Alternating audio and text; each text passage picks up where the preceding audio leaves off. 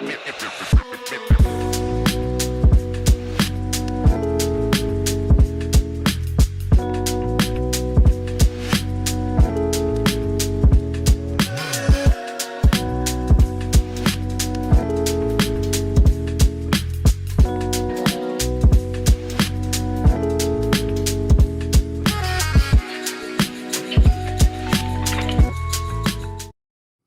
guess you could say he was Khaman Maluach must watch.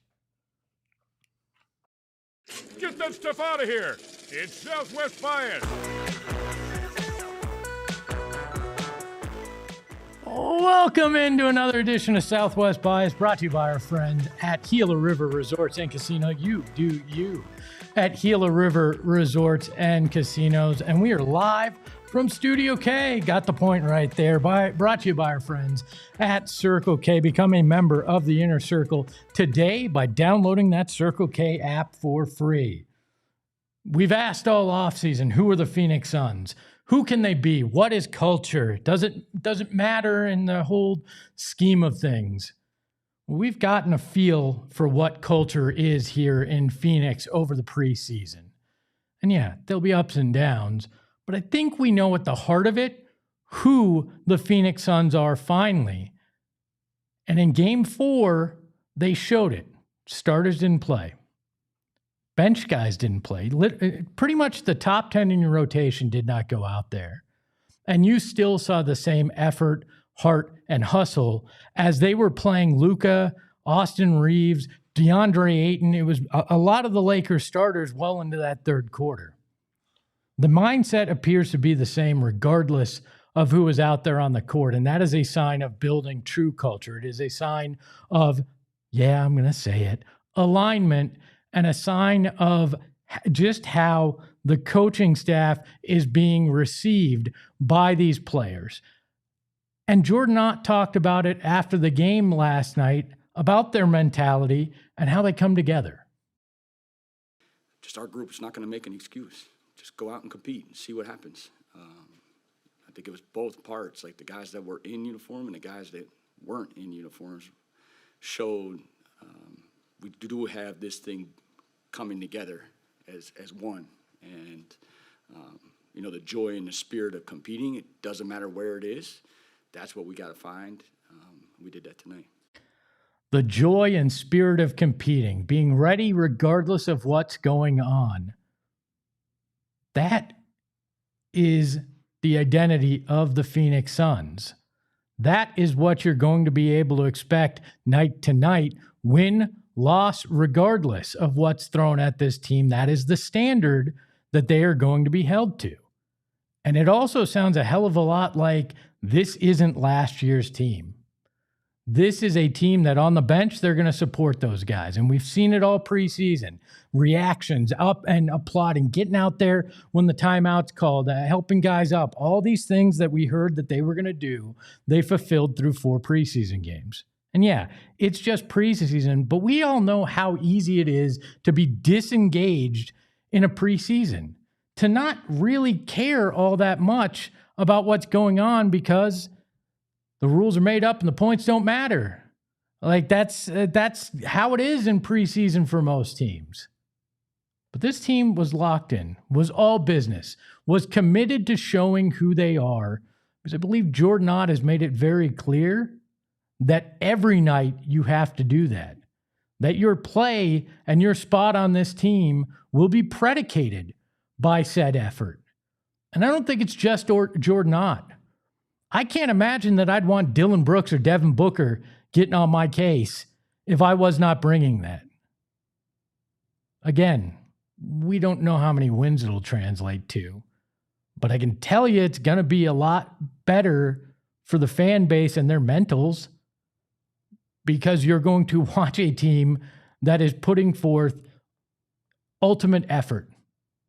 And I keep saying it and I believe it. This is the kind of team on a Monday, Tuesday, Wednesday in the NBA season, middle of the season, when some of those top tier teams maybe take their eye off the ball a little bit, that they're going to surprise, that they are going to beat some of these teams that they probably shouldn't. Now, they'll lose to a few that they shouldn't as well. That's just what happens when your talent is a little uneven. But this team is built mentally the way that we hoped the last 2 years were. And the guy that defined that for me in Game 4 on Tuesday night was Khaman Maluach. And there was one comment that he made other than his play on the floor, which was fantastic and set a tone. But one comment after the game to Amanda Pflugrad that really stood out to me. Came back from China. You don't look too tired out there, though. Are you tired? I mean, tired is just in the mind. Tired's just in the mind. I mean, it wasn't that dissimilar from what Dylan Brooks said earlier in the day when he said, I didn't get to sleep till 4:30 a.m. because my body clock is all messed up, but I'll be ready to go the second I walk in the arena. If coach wants me to play, I'm going to play. That's the way I'm wired. That's the Phoenix Suns. And Khaman Maluach took advantage of his opportunity last night and put on a show for the home crowd. Lob dunks, blocks. He did a lot of the little things that he didn't do in those China games that showed you what his potential is. Now, he's raw. And that's not going to be what you see every night.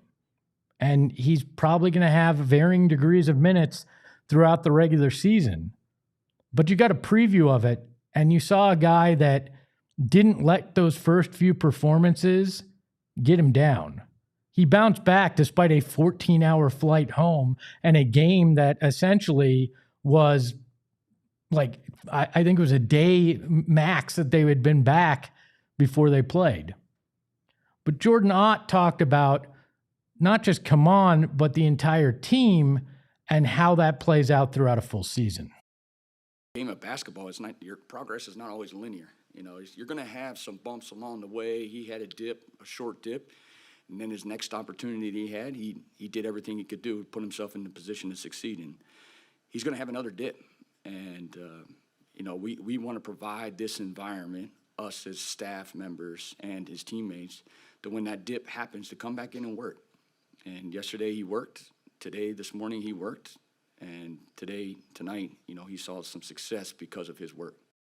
It's not going to be linear. For this team, for Khaman Maluach, this season's going to be a roller coaster. But again, Jordan Ott talking about how the coaching staff and teammates will set the expectation, will set the mindset, and you won't question if they're working hard to get better and to put themselves in a position to succeed. Culture is an easy buzzword to throw around. We've heard it thrown around in this town more often than not. And most of the time, it's all talk. It doesn't develop. And there's not a true mindset that galvanizes a team.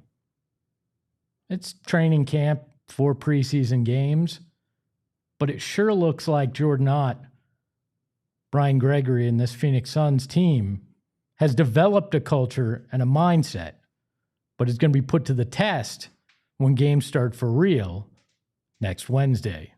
But maybe that's just my Southwest bias. We welcome in the mustache behind the Mac, Shane Diefenbach. Shano, how are you? I'm wonderful. How are you, Espo? I'm good. I'm good. I saw that you cooked some steak last night. I was very impressed and very hungry now. Yeah, it's a nice ribeye. It was good. Yeah, I ate a Caesar salad here in between 5 hours on the mic for Suns last night. So I was jealous. You chose the path you went down, Espo. I did, and I am happy to be down that path. I am happy to be down that path. Your thoughts on the Suns through their 4 preseason games and how this quote-unquote alignment is coming along? That about sums it up. I'm just not – I don't really – like it's fun to get excited and it's fun to draw conclusions or fake conclusions from preseason games. Jared Butler's not going to do anything in the regular season. No. Yeah, that's not what I'm reading into, nor is Jordan Goodwin. 100% the culture looks completely different, and that doesn't really change from preseason to not preseason, you know. Like the talent changes because of the talent level you're up against, the installs in the offense, that changes. But what doesn't change is how much the players like each other, and that was pretty evident in these games. Seeing guys with high motor consistently on the floor is something that the Suns haven't had in a very long time. So that in and of itself is exciting. Heart, hustle, addition by subtraction, whatever you want to call it.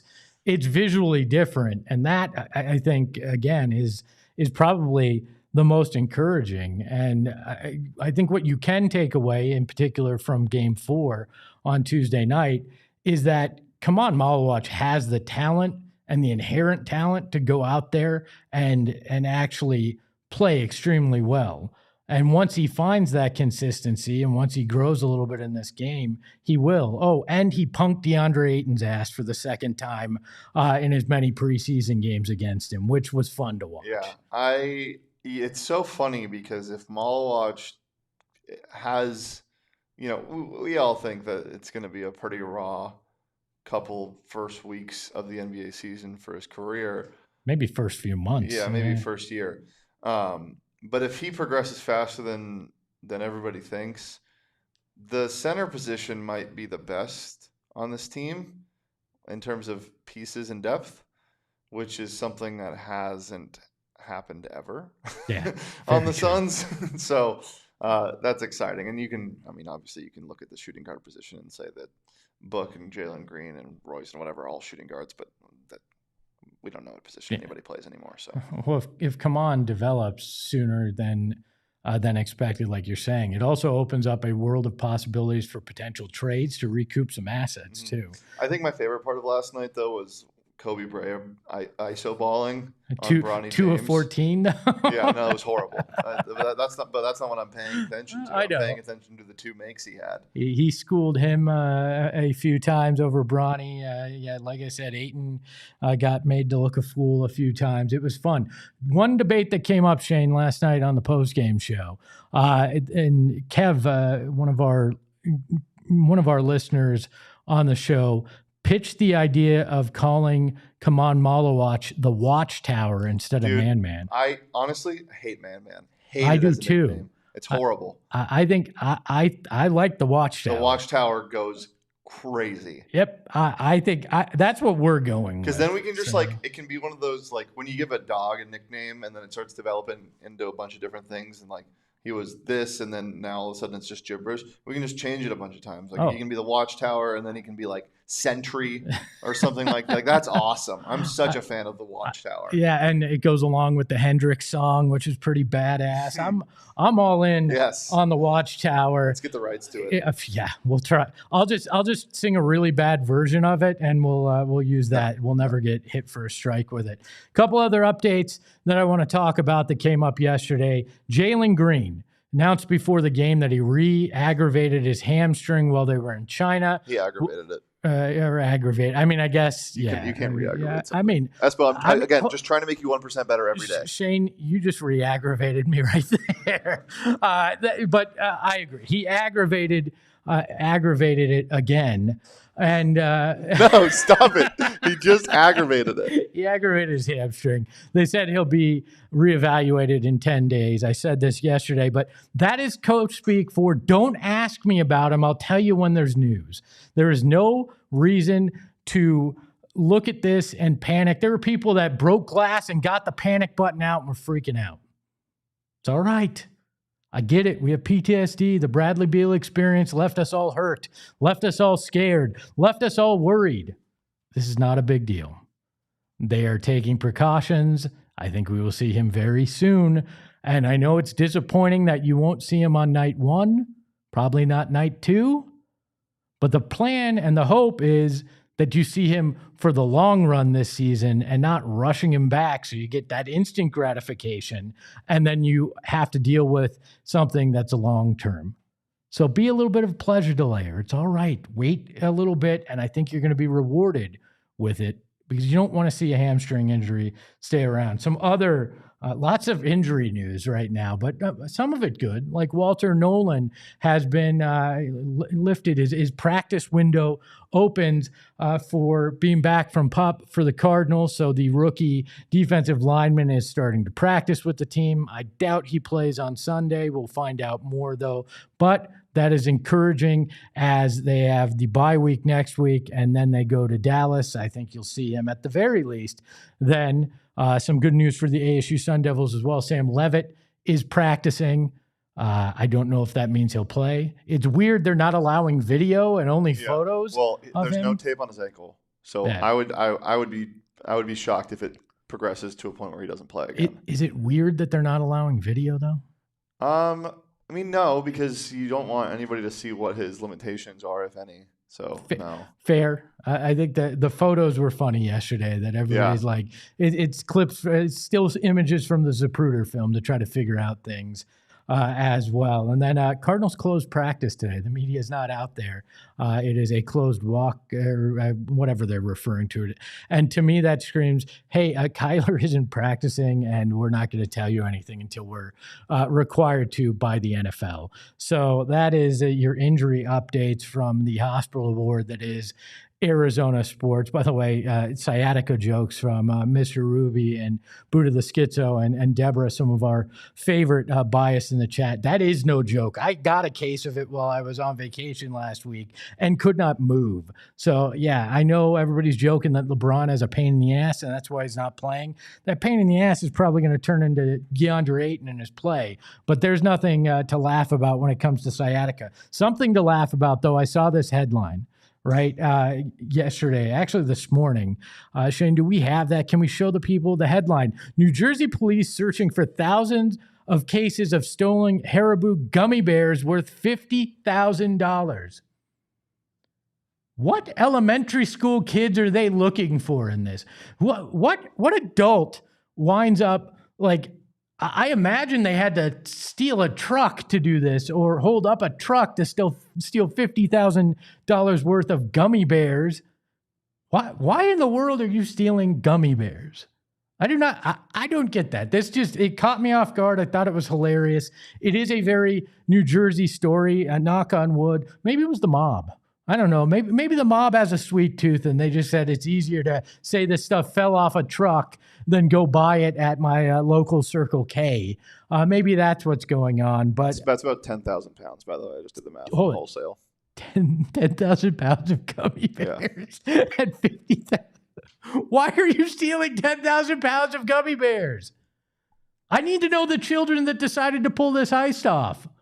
Is it some great senior prank that will actually be a felony and stick with these kids for life? I need the New Jersey police to get to the bottom of this over anything else that's going on. I'll go ahead and do some research in the next couple of weeks to make sure I can find the resolve. Is marijuana legal in New Jersey? Was this just somebody with the munchies that made a really bad decision?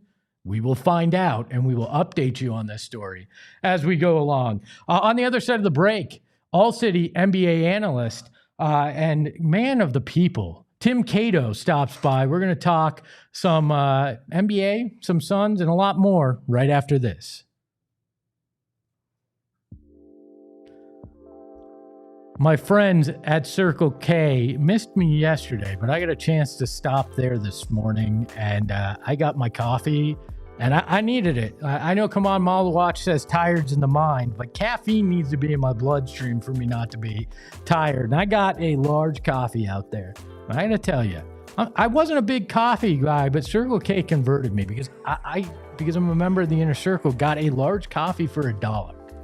Economically, it makes sense, and taste-wise, it makes even more sense right now. I had been getting their pumpkin flavored one, but I just went with their original roast today and didn't know what to expect, and I was floored by it. It's fantastic. And I also filled up the car because I had about 13 miles left to go after driving home from post-game last night. So I stopped there this morning, filled up, got my 5 cents off because I'm a member of the Inner Circle, and looked around and thought, that person may be new to the Inner Circle, and they're getting 25 cents off per gallon for their first 5 fill-ups. Then they're going to get 3 cents off per gallon after that, and then they're going to reach the go to Circle K on a daily basis level like I do, and they're going to get 5 cents off per gallon. You're going to love it. And they've got other great deals because of it. 79-cent Polar Pops, 99-cent Frosters. If you need some electrolytes in your life, maybe you partied a little too hard last night, or you worked out even harder this morning. $3 or 3 Gatorades for $5. This is a 28-ounce one. So you know what? And then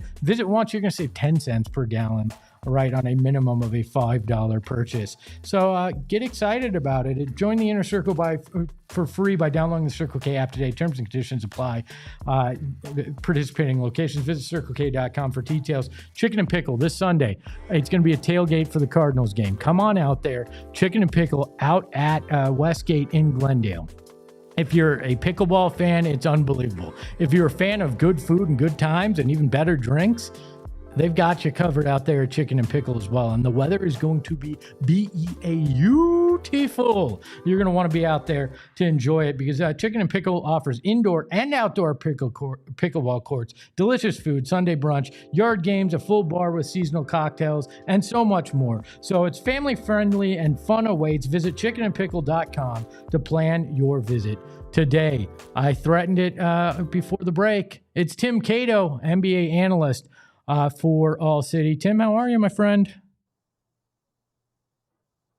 I'm doing well. How are you guys? I'm good. I'm better after preseason.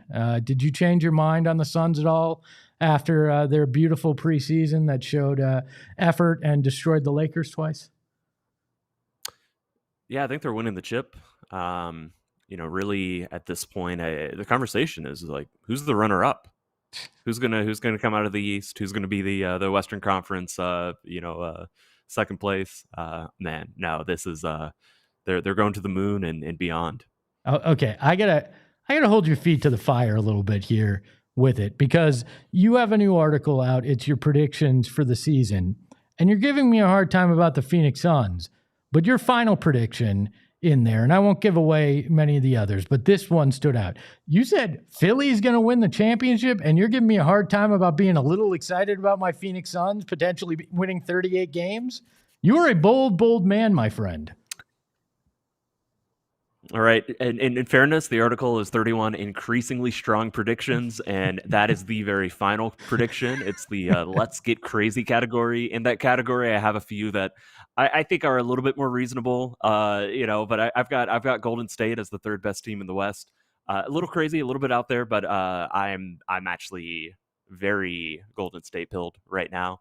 I've got Oklahoma City trading Isaiah Hartenstein. I don't really think that's going to happen, but in the sense that we're going to see some surprising, shocking moves, probably not quite Luka level, but it's going to be stuff inspired by the second apron, and Isaiah Hartenstein is somebody who kind of in that realm. If you look at Oklahoma City's salary, like he's almost certainly not going to be on the team next year. What if Sam Presti is a madman who tries to get so far ahead of things that he's like, oh, I'm not going to lose this guy for nothing in free agency. I'm going to trade him now and get some picks back. So yes, I did toss the Sixers in there as the final, very bold, very please don't bet my life on it. Prediction out there, but that's fair. That's fair. I with all of that defense, I still see and take and concede your point. I'm going to clip your first sarcastic answer about the Suns, and I'm going to call that your final prediction that you didn't put in the article. And we'll see what traction we get. I don't disagree with you with Golden State. I think they're certainly a team that, as long as the injury bug doesn't bite them, third in the West is not a crazy thing for them. I mean, there's always a few surprises, even in a top-heavy conference like the Western Conference, in terms of a team you didn't see or a team that is ahead of schedule like we saw with Houston last year. But I don't think it's crazy that Golden State winds up being a top 3 team. Yeah, so after Jimmy Butler, they're on a 60-61 win pace. They have the best defense in the league in that span, and you think, well, how real is that? They had bad 3-point shooting luck. Opponents shot in like top 10 in percentage against them in that stretch, and they still finished as the best defense in that stretch. I'm not out here to tell you that this is the best defense in the NBA, but I think they're real. I think they're really that good. And I have long been beating the drum. Maybe not long because everybody loves Steph Curry, but even over the past few years, as people say, well, Steph's in his mid-30s, so he's declined a little bit. I'm not so sure about that. And in the broad sense is it's Steph Curry, not quite the impactful offensive player. I think the impact is just about as high as it's ever been, specifically within that scheme. Specifically, we think about offenses to themselves, and we think about, Shea, and we think about Luka Doncic, and we think about Jokic, we think about people who have the ball in their hands. I still think that Steph Curry is just stepping onto a court is like a he's the starter kit for a top 10 offense, and I think there's a bit more to it this year. Obviously, the big question with them is like you said, do they stay healthy, and do their older guys are they cautious? Are they holding stuff back? Or do they treat the 82 games like a marathon and they just can't give it every night? But I am increasingly becoming very, very high on them in the Western Conference, to the point that not just third, but like I think if everything if they have a decent amount of luck, this might be a top 3 situation. And I don't think anybody's thinking that going into the Western Conference, going into this NBA season, that the Warriors are that much ahead of the Clippers and the Rockets per se, and the Suns, I should say, obviously, of course. I joke a little bit about optimism changing for nationally for the Suns during preseason, but has there been anything overall in the league this preseason that's changed your mind about something that stood out that either gave you pause or created some excitement that you didn't expect going into this? I mean, it's been fun to watch basketball. It's been just great fun to just see that teams are back. I do think one thing I'm noticing, I feel like a lot of teams are throwing zone defenses out there. I pulled the numbers on that, and since the tracking era began, the 2013-14 season, zone defense had been falling off for a while, to the point that a few years ago, right before COVID, the 18-19, the 19-20 season, you barely saw zone defense. You saw like 800 possessions across an entire season, 800 total possessions of zone defense in the entire NBA. And that has since spiked. It spiked a few seasons ago. We got up to like 3,000, 3,500 possessions of zone defense across an entire season. I think we're going to see a lot of zone defense. I think part of this is last time I was on here, we talked about double bigs. I know Phoenix has been experimenting, testing out a little bit. We saw Denver even try Valanciunas and Jokic together. Our friends at DMVR are all over covering that. Adam Arish just did a film breakdown. I think we're going to see, and this is partly because teams are putting larger, more, like these big dudes and more big dudes on the court together. Certainly in my neck of the woods in Dallas, they're fully committing to that approach. I think we're going to see some zone defense this year. I haven't caught every Suns game. I don't know. In what I've seen, I don't know if I've seen zone defense yet. But let me know if you have, because I think this is one trend that I'm kind of keeping an eye on. Yeah, and I don't know that we saw everything that obviously the Suns are going to do, because Jordan Ott's trying to figure out all that and install that. So I think we'll probably see more of it as well. Just out of curiosity, I haven't watched Adam's film breakdown, but it had to have looked like it was in slow motion when you're looking at those two guys playing on the court at the same time. All jokes aside, though, a bunch of unks out there. When you look at the play-in picture in the West, do you think there is an outside shot that the Phoenix Suns can actually wind up in that with where the back half of the West looks? Because Kings signed Westbrook today. I don't understand what they're doing. I mean, maybe they could have won in 2018. Utah, I don't believe it. I think there's a chance that if the Suns can keep what we saw in preseason going, that they could be a 9-10 seed. But is that something that you think could potentially be in the cards here? I think there's a chance that the Suns are a above average defense this year. And with that, I think would come the possibility that, they're absolutely in that mix. Now, it does sound a little bit like you're asking me for a sneak preview at next week's power rankings, which is going to drop everywhere for diehards. If you're diehard of PHNX or anywhere else, we've got the initial power rankings coming in next Monday. I haven't decided exactly where to place the Suns. What I will say is that, everybody knows the West is better than the East, is typically better than the East, historically better than the East, at least this century. I think it's going to be really, really tough. If you're curious about the numbers, since the 99-2000 season, the West is 6,316 to 4,997. That is the West's record against the Eastern Conference. I think it's going to be as tough as it's been. I think the West is going to win about 60%. They're going to pass that 60% mark against the East, which is all to say is that this is the toughest conference to try to, be a nice, good, solid team that's going somewhere, kind of resetting expectations, resetting the timeline, resetting away from, these just, these gravity, black holes, superstars who just sucked up so much oxygen.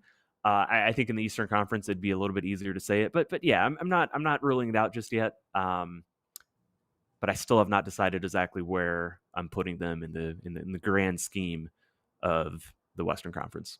Tim, there'll be a $100 bill in your mailbox shortly. Just remember that when you finish those power rankings. Also, I am interesting. Norland's just sent me 200. Oh. So can we? They're not part of the ALLCITY family. Just remember that. All right. Just remember that, Tim. Okay. Fair enough. I'm back on your side. I will tell you this, though. My campaign to do away with conferences starts right now because those numbers are disgusting and more Western Conference teams should be in the playoffs. He is Tim Cato. You can follow him on Twitter at Tim_Cato with a C. You can also read all of his work at gophnx.com. Tim, thanks for your time. Absolutely. Talk to you guys soon. That is another edition of Southwest Bias in the books. Big shout out to the mustache behind the Mac, making everything work. You can follow him at Shane Deef. You can follow the show at PHNX_sports. And you can follow me at Espo. And remember, it's all right to hope. It's just not going to be linear. Ahoy, hoy. We all silly like the mayor.